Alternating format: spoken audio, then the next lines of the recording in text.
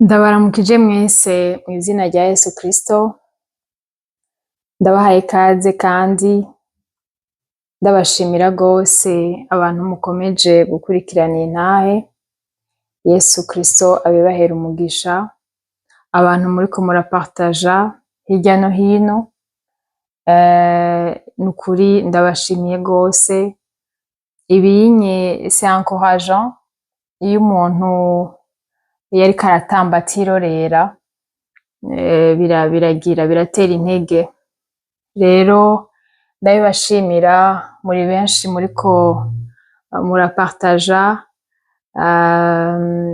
ndabashimiye gose kandi ni benshi mumpa retour, ego.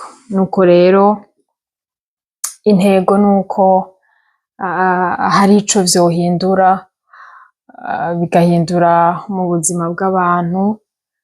Umuntu aravuga ariko ntaba azi iyo bigera, kandi ntaba azi uko biri bukore ku muntu, ariko iki ni igikorwa Imana yanshize ku mutima, kandi niyo ica yikorera. Nuko rero ndabibashimiye gose, ndazi ko kino gice ca gatatu naco muciteganya igishika. Ego, karibu rero, ariko imbere ya vyose reka tubiragize Imana, kuko ngo abari muri Kristo si twe twiyobora, tuyoborwa n'Umwuka Wera. Umwuka Wera rero aba ari we ayobora ibiganiro, intahe. Nuko kaze. Data wo mw'ijuru, mw'izina rya Yesu Kristo, ugira neza bukira bugaca, ndagushimiye kandi kuri kano karyo wongeye kumpa Mana nkavuga. Nuze Mana uvugane n'umuntu umwe wese ariko yumviriza ino ntahe. Mwami Yesu uvugane n'umutima wiwe. Mwami abarushe n'abaremerewe ubaruhure, ababoshwe Mana ubabohore, ababuze ivyiringiro ubibasubize. Mwami mwiza, bihebuye Mana ubasubize ubuzima. Ndibuka ijambo rivuga ngo amagufa yumye, waravuze ngo yavugishweko.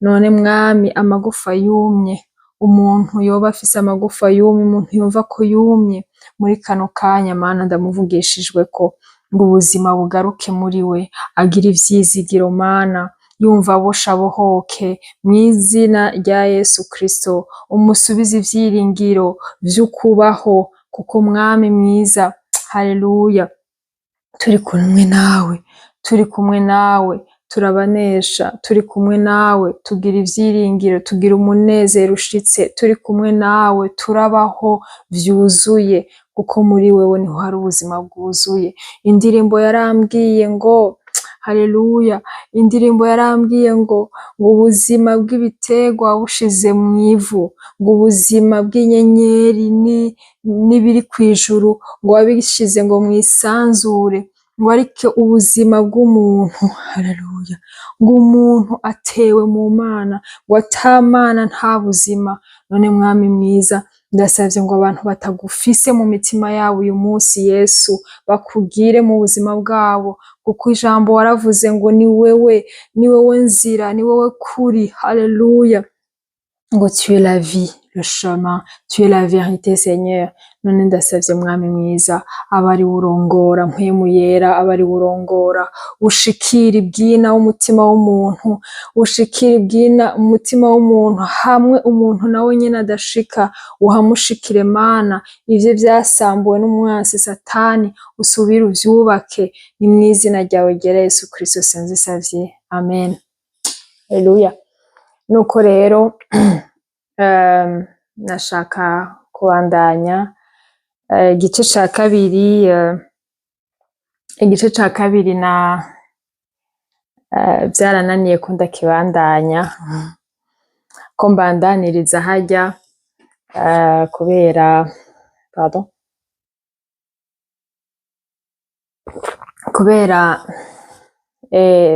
nariko mvuga ibintu bishika ahantu, bikora ahantu ku mutima.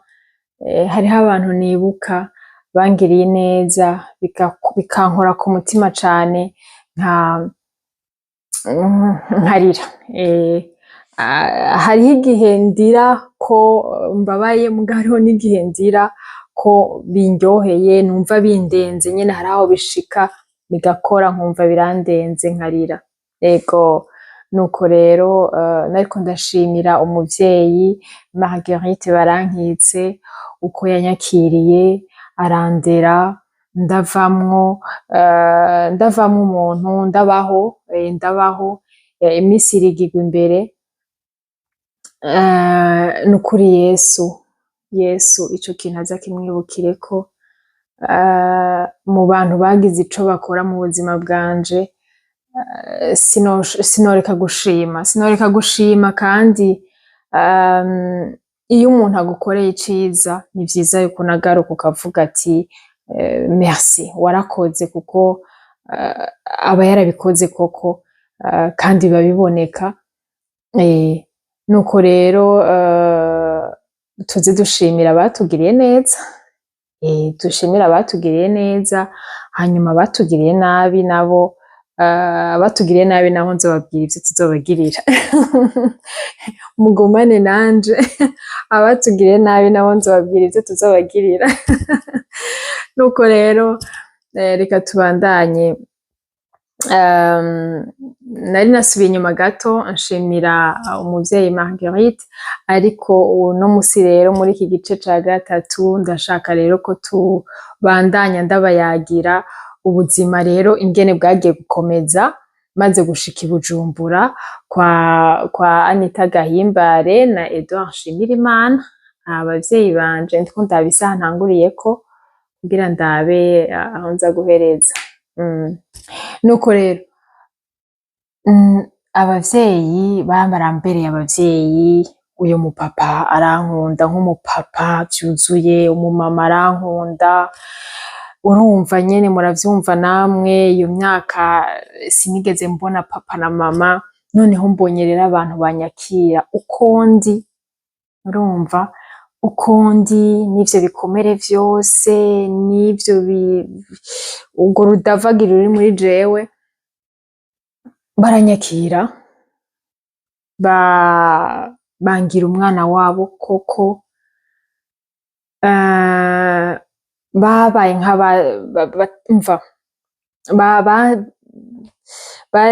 bagize igikorwa kinini, kuko kunkunda barankunze, kandi ndumva ko nkunzwe, kuko iyo umuntu akunzwe aravyumva, n'iyo umuntu yanswe aravyumva, ni ukuvuga ibintu uko biri. Barankunze ndumva ko nkunzwe, ndaronka igitsure c'umuvyeyi. Abavyeyi muze tugira ibitsure ku bana kuko birakenewe, kuko iyo umuvyeyi atagize, na Bibiliya irabitubwira ko umwana arahanwa, umwana arakosorwa, kandi ko twobigisha n'ijambo ry'Imana, kuko ngo bibagumamwo ntibipfa, no mu busaza bwabo birabafasha. Rero narabaye aho, baranshira mw'ishuri ndabandanya ndiga aho nari ngejeje, hanyuma rero mugabo urumva ubu rero cette fois-ci ndafise papa, kandi uwo nitwa papa, kandi nkumva pe ni papa, nkumva si nivyo ndiko ndigirisha, nkahamagara mama nkumva ni mama pe. Ariko rero muri iyo misi ya mbere, muri iyo myaka ya mbere, abavyeyi baragize ibikomere, ibikomere, novuga nyene ko ari ibikomere ko tubivuga uko biri, surtout mama, kuko mama niwe twaganira cane, mama twaraganira cane, yari umuvyeyi, umutima wiwe wari kuri jewe, umutima wiwe wari kuri jewe, mu gitondo, saa sita, ku mugoroba, yari umwanya wose. Ariko rero nari nababwiye ati hariho ibintu yanyigishije, yaranyigishije gusenga, ivyo bintu yankoreye, yaranyumvirije, donc amaze kunyumviriza anyigisha gusenga, kuko yahise atahura tout de suite ko nkeneye kubohoka. Rero aranyigisha gusenga, ndasenga pe, ndasenga koko, umva ndasenga, hanyuma hambavu rero tukaganira gose.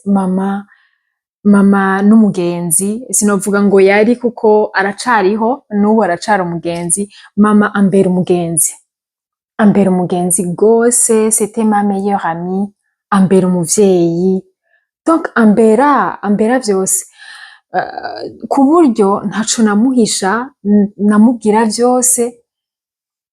Hanyuma donc bikaba n'inzira yuko n'ugukosha nkokosha kandi nkaguma mu nzira nziza, bikandinda gukora ubufuti, bwa bufuti umwana akora yinyegeje kugira umuvyeyi ntamubone. Nuko mama akarorero twarafata tukayaga, sinzi niyo twabikura kuko n'ubu niko tumeze, twarayaga, twari dufitaniye complicité iteye ubwoba, tukayaga tukavuga ibintu vyinshi, sinzi niyo twabikura, n'ubu turacabifise, sinzi iyo tukibikura, ariko Imana ni nziza, yampaye umuvyeyi mwiza. Tukayaga, twarashobora gutangura nko kuyaga nka 5:00 z'ijoro tugashikana 9:00 z'ijoro tukiyaga. Ivyo rero twayaga ntavyo nzi, mbwa ndibuka yuko hari igihe papa vyamutera ishavu vyamutera ishavu, hari igihe yavyuka akavuga ati muracicaye ngaho tugaca twitwenga. Rero c'est pour vous dire ko muri uwo muryango narashitse ngira ubundi buzima buryoshe pe, ubundi buryoshe, kuba mfise abavyeyi banyitwararika, bansengera papo y'icari kindimwo pe, numva nyene biraryoshe, nkiga nkamenya pe, bakankurikirana. Mugabo rero bagira ibikomere kuko hariho ayandi majwi ngaho onye tout autour, amajwi rero avuga ibitaryoshe,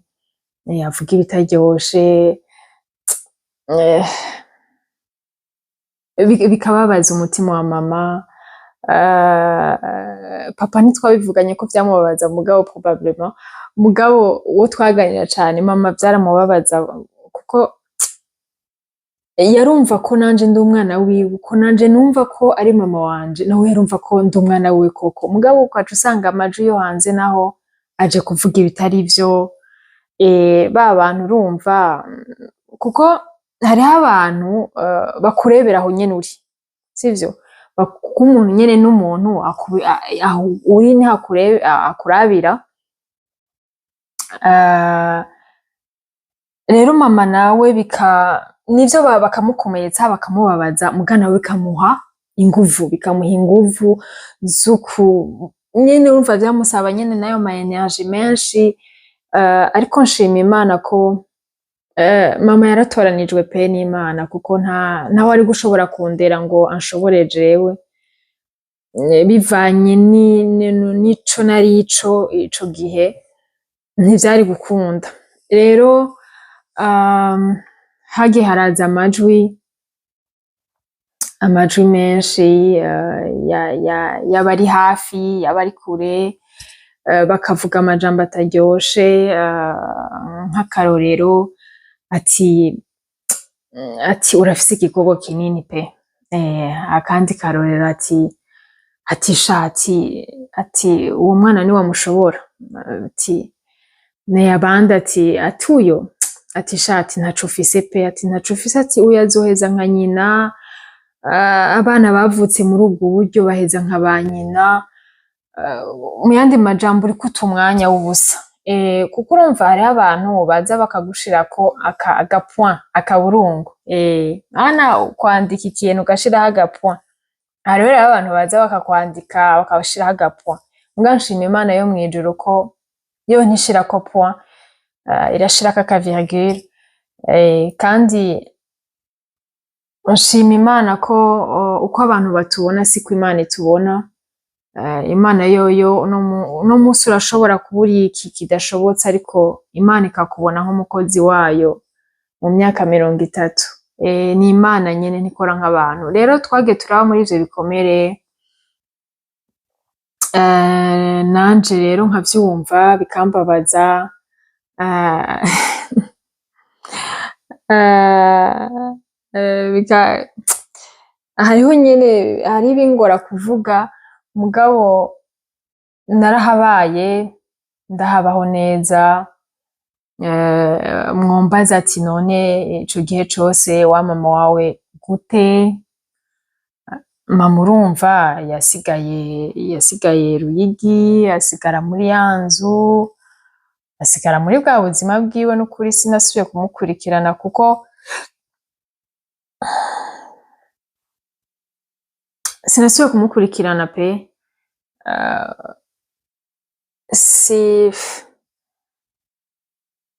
Mu nyuma niho yaza araza kundamutsa, mugabo ivyiwe sinabikurikirana kuko yari muri jewe nari narabaye nk'uwumufuse nk'umuvyeyi, kuko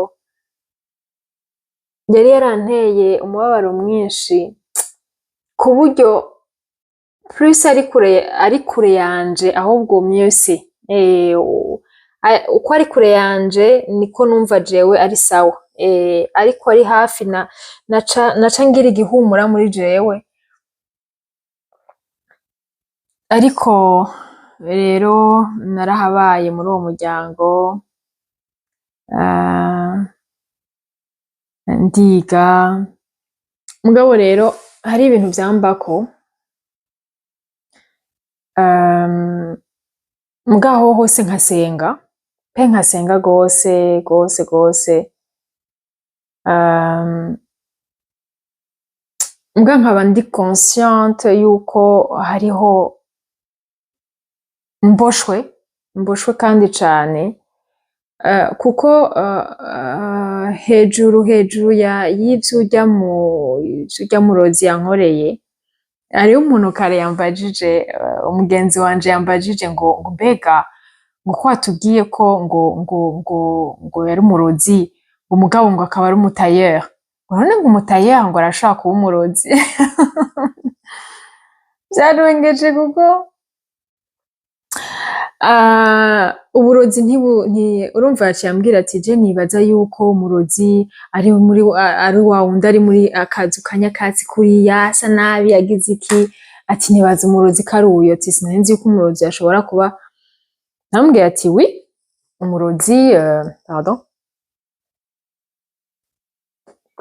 umurozi arashobora kuba akora umwuga uwo ari we wese, mugabo hambavu akora, kandi ukamubona kubibonesha ivyo amaso yawe abona, ukabona ari nk'umuntu nk'abandi bose, mugabo aroga.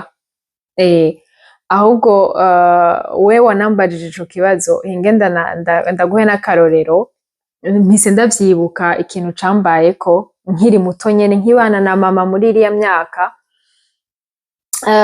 Nigeze twabana, hariho umubanyi haruguru yacu gato, yari nimba akiriho arambona kandi aranyibuka, kandi araza kwibuka ivyo yakoze ico gihe, kuko je ndavyibuka vyose, nta kintu na kimwe nza nibagira mu buzima, ibintu vyose ndavyibuka, ibintu vyose ndavyibuka. Niko nasanze, bon sivuga ngo niko nasanze meze, nibaza ko cerveau yanje yagize shock mu buzima. Nibaza aho vyatanguriye, muribuka mu 1993 habaye ya ngwano y'amoko, ndibuka turiko turahungana mama, hanyuma nabonye ibintu vyatumye ngira ngo cerveau yanje ibashoke.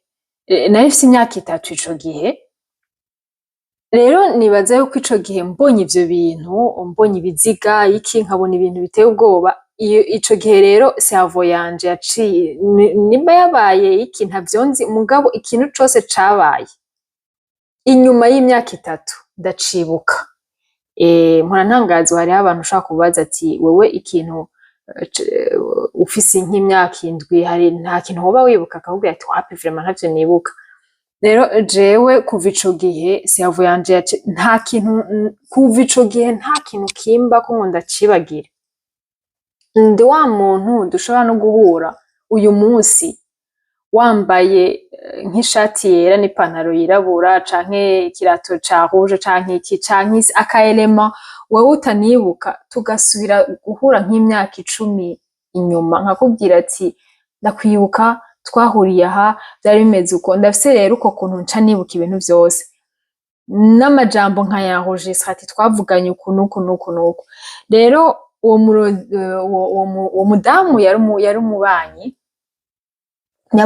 yaba haruguru yacu gato, yari umudamu mwiza cane. Ndiko ndaha inyishu wambajije kino kibazo kare ati umurozi none arashobora kuba ati je nari nzi ko umurozi no inge ndakubwira, uwo mudamu yari umudamu mwiza cane, umva n'ubu ndacafise image yiwe. Nico gituma ndabasaba ati mupartage iyi ntahe kugira ngo ishikire abantu benshi babaho, ngize n'amahirwe ikanamushikira nawe. Nimba atarakizwa nawe akizwe, yakire umwami, yakire Yesu nk'umwami n'umukiza, kuko uwo mudamu rero twarabana haruguru gato, yari umudamu mwiza mubibonekesha amaso y'umubiri, mwiza pe, mwiza wa wundi ibaze nari mfise iyo myaka mikenya, ni 6-7, ariko nkabona ubwiza bwiwe. Yari afise inzobe nyinshi cane, akaba ari umudamu pe mwiza. Rero umunsi umwe abwira mama ati Makurata, ati nashaka kubatumira mwe na Oriana muzoze gufungura iwanje. Ati ni sawa, ati muraza umunsi munaka. Okay. Mama nanje arambwira ati naka yadutumiye tuzogende gufungura iwiwe. Turagenda. Tugiye rero je nk'umwana ico gihe umva nari ndabifitiye igihe ababuna burya nabironkana gake, ico mucibuke. Turagenda, tugiye araduha karibu muri salon yiwe, aravuga ati nimwe muricaye ngaho sindaheza gutunganya hariya ndagarutse. Aragenda ntiyanatevye, nk'iminota ingahe iheze yaciye agaruka, agarukana isahani imwe iriko ibiryo, harimwo umuceri, harimwo ubushaza, harimwo imboga zimeze nk'isombe, hakabamwo n'isosi y'inyama. Izo ndya abantu ba ruguru ico gihe zaribwa ku minsi mikuru ya Noweli na Pasika nandi, mugabo ntizari indya ziribwa buri munsi. Ivyo bintu nivyo yatuhaye. Aca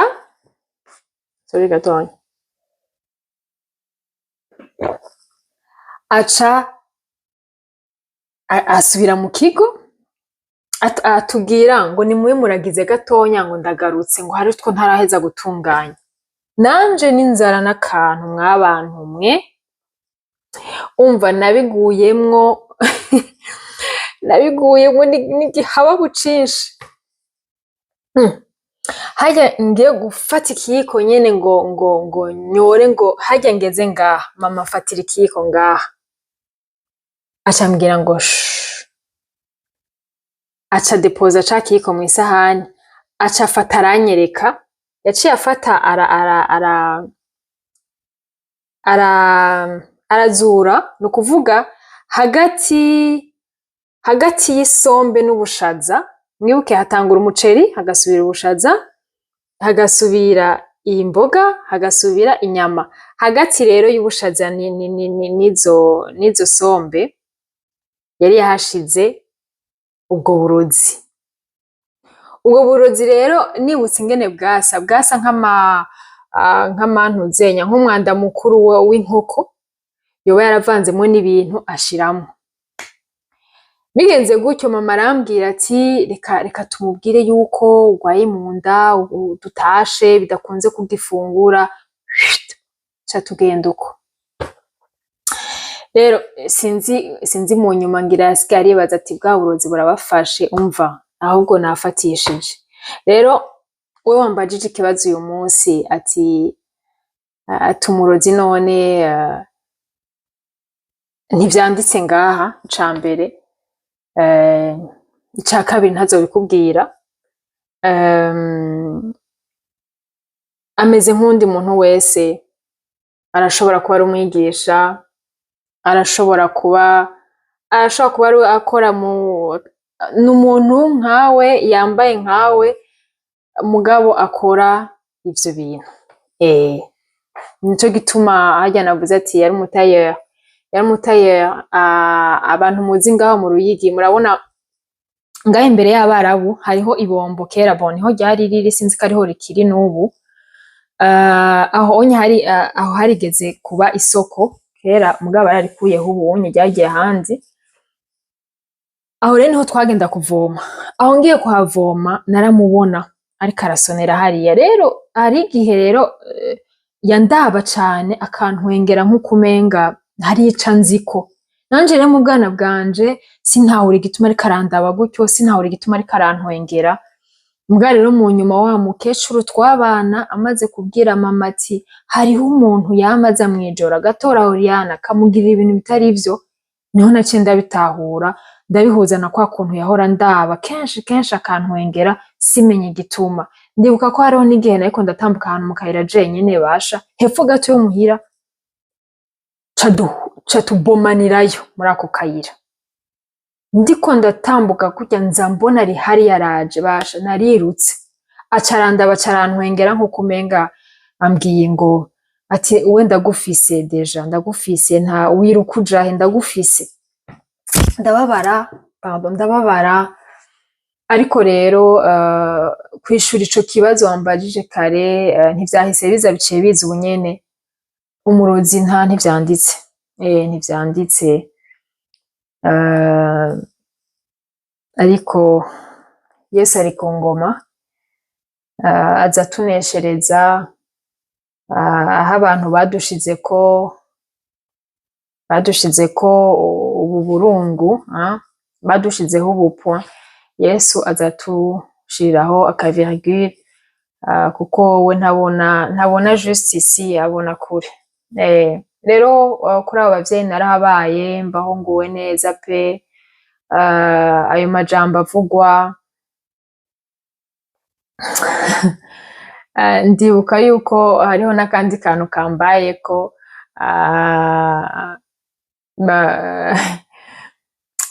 hariho utuntu tuca tungarukamwo, urumva uko abantu bavuga, umwe wese yavuga iryo ashatse. Mama nyene yaravyumviriza bikamubabaza, nanje bikambabaza. Mbwa hari ikintu cigeze kumva ko rero kirambabaza gose. Basha ndakivuge. Mama ndakivuge. Sinzi ko nokivuga.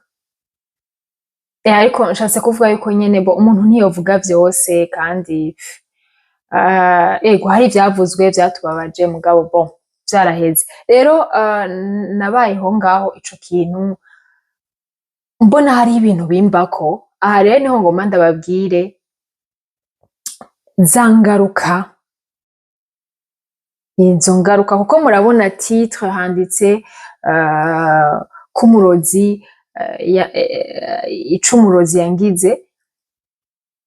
Rero hari ukuntu nari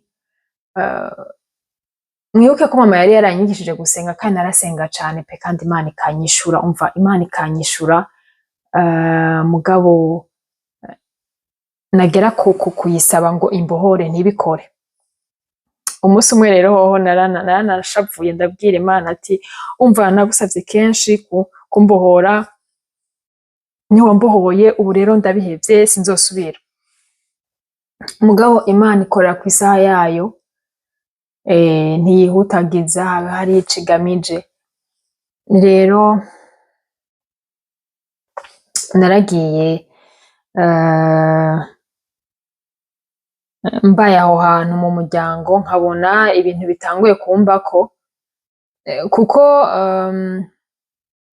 hari ivyo uwo murozi yakoze, mugabo rero hariho n'ibindi vyaca biza vyiyongerako. urumva mu yandi majambo spirituellement nari bien chargé comme il faut, ego nari bombe atomique basha. Rero ikintu cagiye kuba, nabona ndi nka aimant. Murabona isumaku, nari nk'isumaku isumakura abagabo. Nari mfise pouvoir muri jewe, abagabo, abahungu, abakiri bato, abakuze, abagabo bakuze bakanyifuza. Mwibuke ko nagiye kuba kwa Edouard na Anita mfise imyaka 12, bakanyifuza. Je rero sindabitahure igituma umugabo andavye gusa ambonamwo mu gitanda. Kandi nari umwana mama yariko ararera, umva vy'umwihariko biteye ubwoba, ku gitsure kinini, ku ndero nininya cane, ku buryo donc akamproteja, même akansurproteja. Urumva vyari birengeye gukingira umwana, kandi urumva vyaramfashije. Hambavu yo gusenga cane, akanshiraho ico gitsura, ego. Ndibuka hariho akantu nibutse, oya ako sindakavuga ntigakenewe, mugabo yaransurproteja biteye ubwoba. Rero nabona igitsina gabo uko kiri kose, mana yanje, nuba ushaka ufise umudamu undavye, ico kintu kiri muri jewe caragukwega. Rero je sinabitahura, vyarananshisha, ingene umuntu ambonamwo ivyo bintu sindabitahure. Mugabo rero uko ngenda nkura, ariko nsenga cane, ivyo nsengeye pe nkabironka pe. Mugabo mwibuke nasaba Imana ati Mana mbohora cwe, silence radio. Rero mama nta hantu na hamwe, umva mu bishoboka vraiment, mu buryo yari afise, nta hantu na hamwe atantwaye ngo bansengere. Nta hantu na hamwe atantwaye ngo bansengere kugira ngo mbohoke. Ahantu hose hashoboka, niyo yumva umuntu, hari ukuntu wumva umuntu ngo hari umuntu ngo avuye mu gihugu kinaka ngo asengera abantu bakabohoka, ngo hari igikorana naha, umva twaba twagiye. Ahandi akumva ati ahanye hariho umuntu aragusengera ukabohoka, ukagirirwa delivrance, umva twaba twagiye. Je rero narezwe muri iyo cadre yo gusenga, muri iyo cadre yo kwama ndondera Imana, muri iyo cadre nasenga n'ukuri ico nsavye Imana ikakimpa uko nayikibwiye.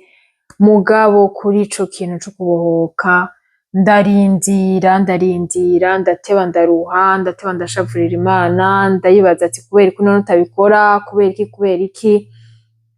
Mugabo ndabireka gutyo nyene. Noneho ukuntu rero vyagiye kugenda, urumva imyaka yagiye iregerwa hejuru, kandi rero uko imyaka uko nakura mu myaka niko ca kintu kiri muri jewe cakura naco. Ko ndibuka yuko n'abakozi badukorera muhira narababuze amahoro.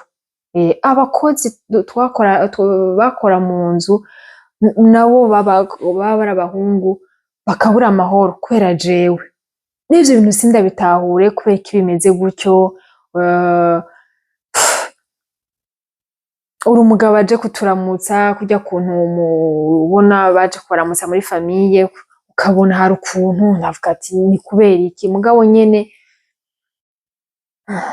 muri iyo myaka nkabifata gutyo, nkabana navyo, nkaba nzi yuko ivyo bintu naho vyogenda gute atavyo nokora. Mugabo rero nari mfise muri jewe, umubiri wanje yari nk'itanure. yari nk'itanure basha iteye ubwoba. Muri jewe nari mfise, sinzi ko ntobivuga mu mvugo mbabarira amatwi, ukwifuza umugabo. Kwifuza umugabo, nari mfise ukwifuza umugabo kurenze kuri normal. Rero nari nzi ko ivyo gusambana hanze vyovyo ntibishoboka, kuko ntivyashoboka nyene mu mutwe urumva ntivyarimo ko ivyo bintu nobikora. Mugabo rero nari mfise recours, naca nisambanya. Narisambanya cane kuko umubiri wanje warashuha ku buryo numva no kuwutabura nowutabura. Vyari ibintu vraiment biri demoniaque, biri diabolique, biri biteye ubwoba. Kandi rero mama nkabimubwira, tugasenga mugabo wapi, nubwo nasenga nkishurwa nkagira iki, muranibaza, bon bref, nkibaza ati none gute umuntu aba ariko arakora ivyaha kote en même temps agasenga, en même temps akishurwa, vyari biki ivyo vyose, sinatahura ivyo arivyo.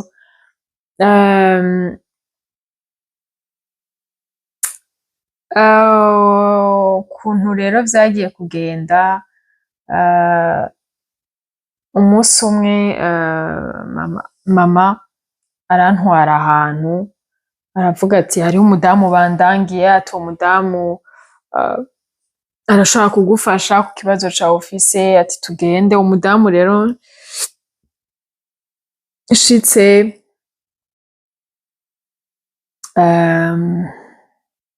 umva ngo arakubona, akabona donc akagusoma icuri, hanyuma ndavuga ati ok tugende, kuko urumva n'ahandi twari dusanzwe tugenda turagenda. Rero kuri uwo mudamu tuvuyeyo, bon turashika aratwakira,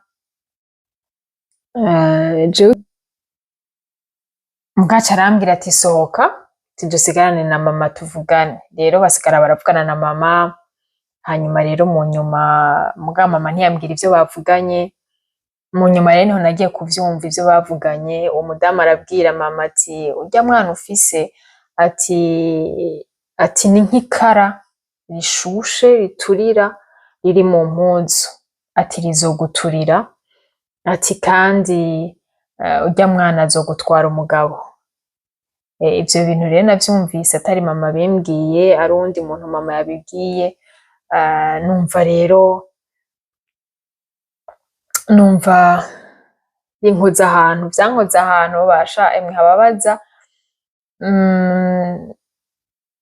birambabaza ku rugero mvuga ati none mama aranzi ingene meze, ntaco iwanje atazi, gute ivyo bintu ashobora kwemera yuko nshobora kumutwara, ndazi ko vraiment ndimo ikintu kidasanzwe, ariko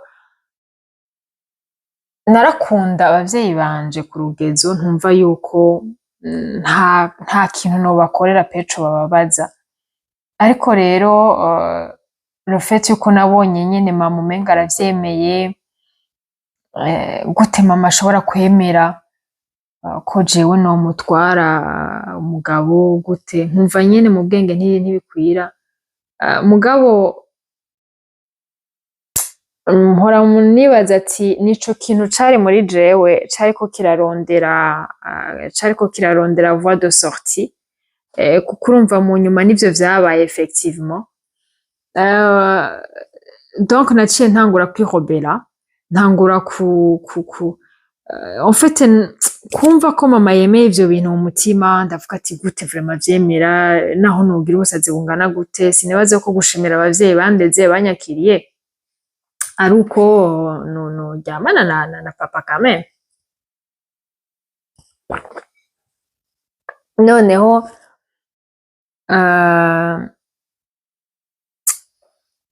nca ntangura kugira kwihobera, ntangura nyene kugira ubuntu pe muri jewe, kwa kuntu nahora ntekereje, kwa navuga ati pu mafu nyene, ntangura kugira ishavu ryinshi muri jewe, sintabura igituma mama ashobora kwemera ivyo bintu. noneho mu nyuma ntangura kumva mama ndiko ndamukura mu mutima, ntangura kumva papa ndiko ndamukura mu mutima, nyene nkumva donc ca kibanza bari bokwivye nk'abavyeyi pe ntangura gukuramo vyose, ntangura kubabara,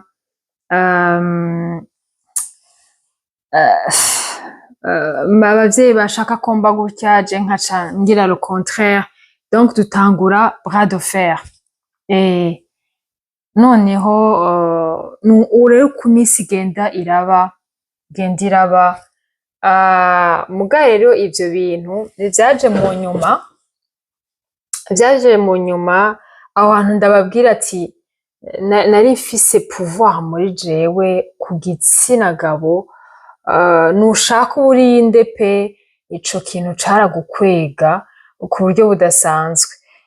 Aha rero mbanze ndabumvishe aka audio gatonya k'umugenzi wanje. C'est une amie de longue date, ubugenzi bwacu bumaze imyaka 21. Twarabaye abagenzi ku buryo vyarenze ubugenzi bimera nk'uko tuvukana. Rero nshimye kubumvisha aka audio kiwe kuko twagiye tuganira ivyanje nkabimubwira, ariko ntabimubwira vyose, nkaza ndamubwira nyene ibice mugabo nasanze hariho ikintu camubayeko ntabizi, hinge ndabumvishe audio gatonya.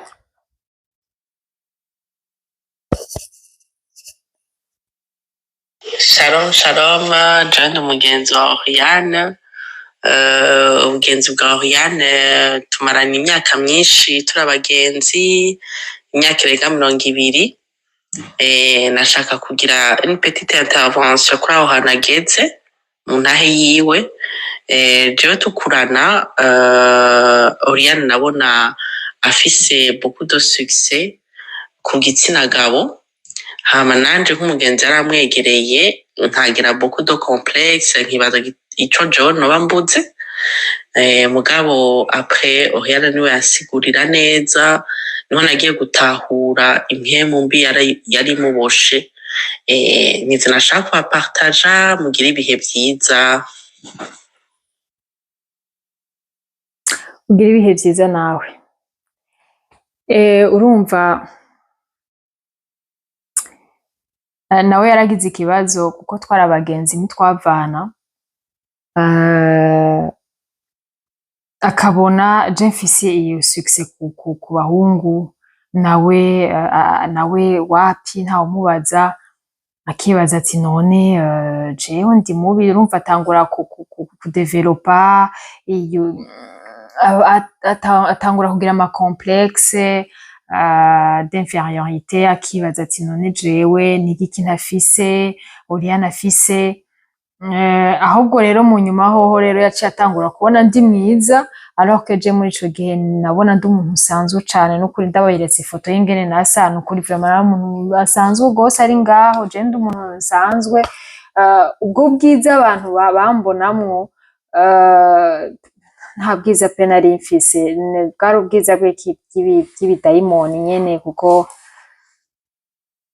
ubwiza bushitse buri mu Mana, buri mu Mana, kandi ubwiza bushitse ntibutirimutsa umuntu, ntibutuma umuntu agira ivyifuzo biri chanel, biri ku rugezo gutyo. Ubwiza ntibutirimutsa umuntu, ntibutuma ashaka gukora ivyaha, nuko je ndabibona. Rero urumva elle m'enviait, yarashaka kuba nkanje, akavuga ati none gute Oriane narashobora kuba nkundwa abahungu nka 3 4 bankundira icarimwe, akavuga ati none wobigenza gute, nkamubwira ati naje ntavyo nzi. Rero tukabitera nk'iblague, mugabo rero mu nyuma niho namubwiye ati en fait ibintu vyari bimeze ukuntu, kuko urumva nanje mu nyuma rero niho nagiye kubitahura. Imana imaze kubinsigurira neza, iransigura kuri buri kintu cose, hanyuma nanje ndamuha umuco, hanyuma rero tuja dusanga yuko nukuri muntu uriko uranyumviriza, bantu muriko muranyumviriza, ntimukaje mwamviya ibintu vyose mubonye, nta kamaro, kuko umuntu urashobora kwamviya umuntu ngo afise inzu, ngo afise ngo imodoka, ngo yambara neza, ngo afise ibi, ngo afise biriya, ukifuza ivyo afise kandi utazi ivyo bintu biba bikuye ku bisanzwe.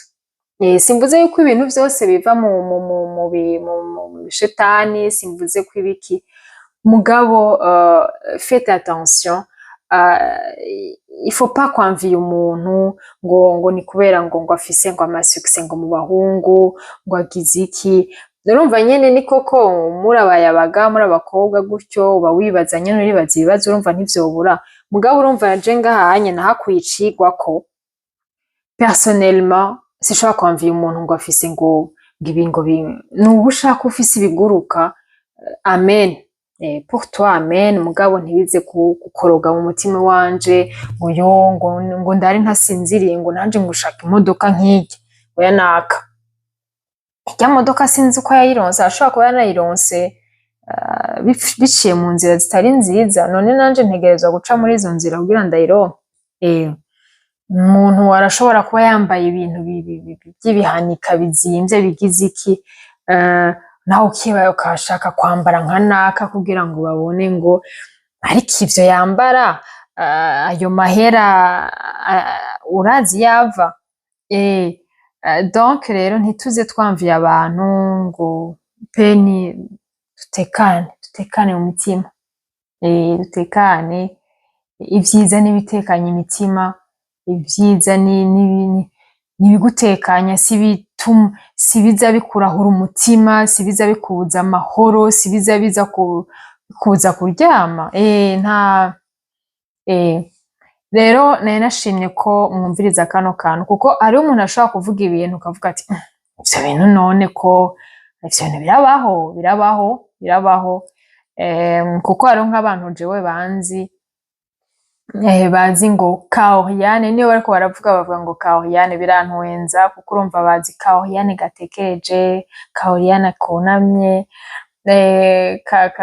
kari kunamye kubera amasengesho pe y'umuvyeyi. Bavyeyi musengera abana banyu, amasengesho y'umuvyeyi aragiye aratekanya ico kintu cari muri jewe, kuko iyo atabayo masengesho pe mu nyuma nzobabwira ingene vyagiye birabandanya, ariko naragiye ndabaho muri iyo mibereho ya gutyo, nihobera kuri abavyeyi, mu nyuma numva rero ndabarandura umutima, numva biranse, mugabo rero harageze igihe numva ko aho mu nzu ndi, abo bavyeyi atakira abavyeyi banje, nkumva ndahaba nk'umuntu w'umushitsi. Nageze kuri iyo dogere numva ndi nk'uzogenda ejo, kwa kuntu nahora numva ndi umwana mu rugo, numva papa ni papa, mama ni mama, abo tuvukana n'abo tuvukana. Rero mu nyuma numva ivyo vyose biramvuye mu mutima, numva aho hantu ntihakiri iwacu, nkumva ahubwo mbura amahoro buri musi.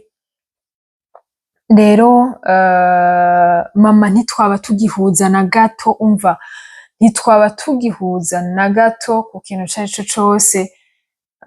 Noneho mu nyuma rero numva birarenze, numva birandenze, mfata ndatekera pe, ndagenda. Uwo musi rero mama abona ntekeye yavuze ati karabaye, vya bintu rero ni seri. Arambaza tugiye, ati ndagiye, simbura iyo ngiye, ati umva ndagiye pe. Rero ndagenda, uko niko twatandukanye n'uwo muvyeyi ubwa mbere, uko niko nasezeye ndagenda. ngiye rero mugabo d'abord avant yuko ndabahereza kano gace gatonya hariho akantu mpejeje kwibuka ubu nyene mumbabarire ibintu vyanje sinze ndabitondeka hari ukuntu buza buraza mu nyuma aho rero aho nshitse aho mama wanje yari yaramaze gupfa mama wanje yari yaramaze gupfa wa mama wacu wewe yari yapfuye kera hanyuma mama wanje nawe yapfuye muri 2005 ndavyibuka yaragwaye aja mu bitaro yagiye mu bitaro un vendredi mardi aba arapfuye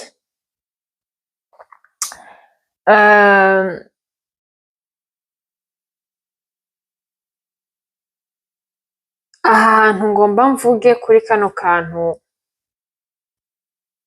mama agiye kugwara vendredi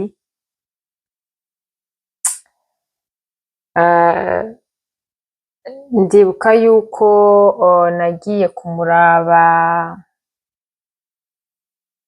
samedi nagiye kumuraba samedi kwa gatandatu hanyuma abo bagwaranye barambwira bati atura umwana wiwe atego ati shati twibaze ko yararindiriye wewe ati kuko muri ino joro yaremvye gose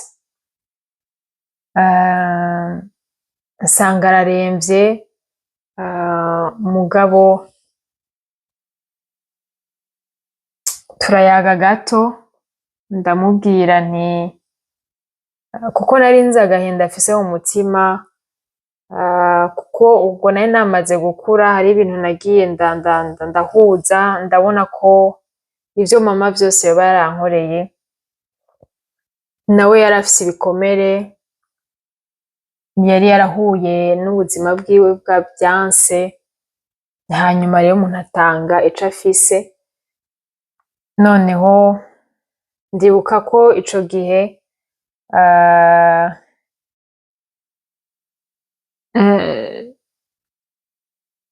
muri uko gusenga nari narigishijwe ko le pardon libère kuharira biratuma umuntu abohoka rero nari nzi ingene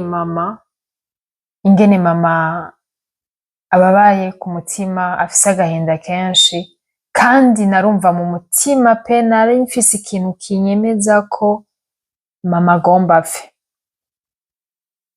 rero mama ndamubwira ati mama ndazi ko hariho abantu bakubabaje benshi ariko ndasavye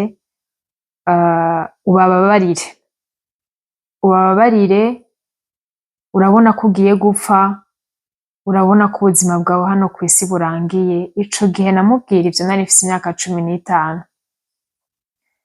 ati urabona ko ubuzima bwawe burangiye kandi kugira uje mw'ijuru birasabwa ko ubabarira buri muntu wese yakubabaje ndamuha liste ndavuga ati naka ndazi ko bakubabaje bo basigaye hano kw'isi basigaye barabaho ubuzima ariko wewe ugomba upfe ivyawe hano kw'isi biraheze uko niko namubwiye muri ayo majambo ati rero birasabwa ko ubabarira pardon gato ari ukuntu ndiko ndavuga nduma mu kanwa rero muza murabona nza ndanywa amazi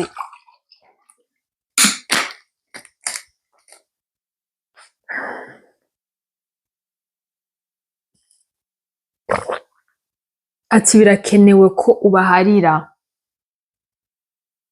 noneho mama arambwira ati ati wapi aranka kurekura ndamubwira ati birakenewe ko ubabarira wowe ubwawe buraheze arambwira ati oya barambabaje cane barankomerekeje bara ndavuga ati ndabizi ko bakukomerekeje ndabizi ko bakubabaje ariko birakenewe ko ubaharira birakenewe ko ubagirira imbabazi kugira ngo wewe ubone ijuru kuko nari narigishijwe yuko umuntu adaharira uwundi atazoja mw'ijuru nanje rero narashaka kuja mw'ijuru rwose, kandi nubwo umuvyeyi wanje yari yankoreye ivyo vyose naramwifuriza ijuru. Rero aranka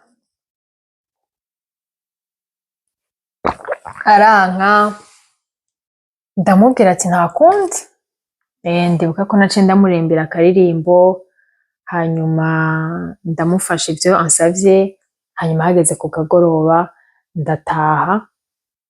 Hari kuwa gatandatu, kuwa Mungu wo kuwa mbere narasubiyeyo nsanga mama yataye ubwenge, ntakihokonesa umuntu. Ndibuka ko namwidondoye, namuramukije ndamwidondora kandi irya kabiri atamenye. Kuwa kabiri rero aca aritaba Imana.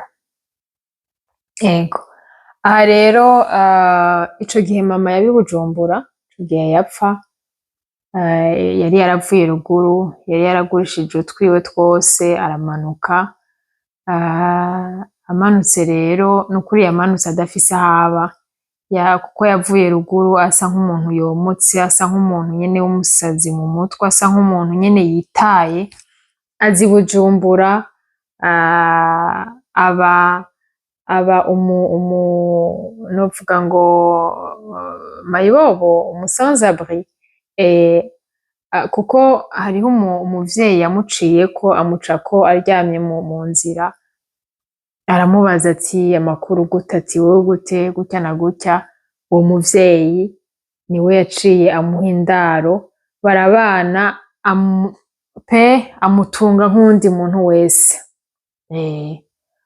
Umuvyeyi rero yitwa Candide.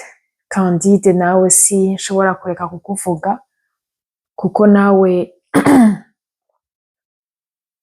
waramfashirije umuvyeyi, ntiyari afise ahaba, waramutoye uramuhaba, kandi waramuherekeje imisi yiwe ya nyuma, uramuherekeza, uramugwaza, warirutse à gauche à droite, kandi ataco witeze, kuko hariho abantu bakora ikintu kuko harico biteze, ariko warabikoze nka wa munyasamariya. Rero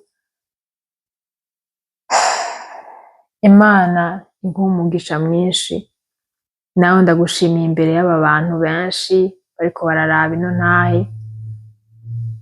Uri inshuti nziza, uri umumama w'umutima. Ico gikorwa wakoze Imana sinkeka ko yakikwandikiye kandi izokiguhembera. Ukomeze ugira umutima mwiza. Ico kintu ndacibuka, sindacibagira pe. Hariho ibintu urumva ntokwibagira mu buzima, nico naco kirimwo. Candide, ndagushimiye. Merci. Merci. Rero igice ca kane nzogaruka ndabayagire uko natandukanye na b'abavyeyi, ingene natekeye utwanje ndagenda, hanyuma ndababwire ivyakurikiye mu nyuma, kuko nababwiye intahe yanje ni ndende, intahe y'imyaka, n'ubuzima bw'imyaka myinshi, kandi urumva nk'uko mwabibonye muri titre, nari mfise ico kintu muri jewe. Ico kintu rero nababwiye, ububasha inkomezi cari gifise, ingene cabandanije gikora, kuko cari gitanguye gukora rero nyavyo. Ubwa mbere caracecekeshejwe n'amasengesho, mugabo mu nyuma nyene kirabaye tufe, mugabo mu nyuma nyene ndabundi muntu, ku buryo habaye ibintu abantu batigeze batahura ivyabaye. Ni n'akaryo ko abatatahuye mu bitahura, kuko hariho ababimenye, hariho abatabimenye. Ni rero ako niko kanya ko muza kubimenya. Mu gice rero ca kane nzobabwira ivyo, nuko Murakoze cane kubona mwankurikiye muri kino gice ca gatatu. Ndabasaba ngo mukomeze mugisangize abandi, mukomeze kuko muri ibi bice bibiri navuze nabonye ko hariho abo vyafashije. Nifuza rero ko n'ibindi bice bizoza bizobafasha gose kuko mfise vyinshi vyo kubabwira, ingene ico kintu carakoze gushika, ariko rero mfise rero hariho finale ndababwire rero ingene Yesu yaserutse. Nuko rero mugire umugisha, bye bye.